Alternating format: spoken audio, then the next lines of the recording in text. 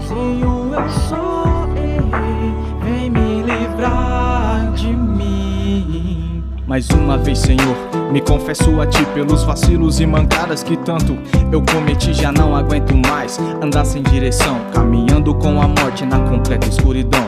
Deixei a fé de lado, passei a usar a sorte. Confiava no meu braço, acreditando que era forte, seguindo por estradas que enganavam o coração, em direção a um abismo recheado de ilusão.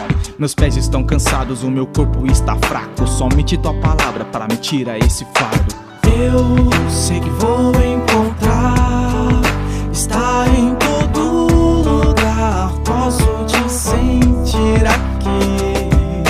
Sei que perdido vaguei, sozinho eu só errei, vem me livrar de mim. Cansei de máscaras para esconder a minha dor, interprete lágrimas que expressam meu clamor. Escravo de mim mesmo, aprisionado por desejos, quebre minhas correntes, quero ser teu por inteiro. Lembrei das madrugadas que conversava contigo, contava os meus sonhos porque éramos amigos. No jardim da inocência, com o perfume das flores, vivia sinceramente, pois não havia outros amores. Mas me deixei levar como a espuma do mar, de um lado para o outro, sem ter forças pra voltar, seguindo outras rotas diferente da sua.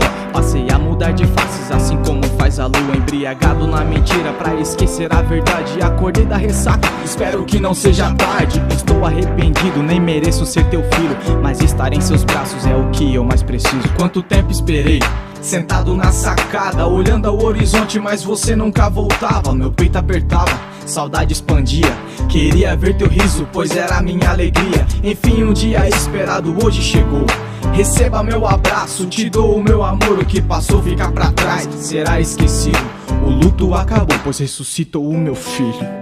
Eu sei que vou encontrar, está em todo lugar, posso te sentir aqui. Sei que perdido vaguei,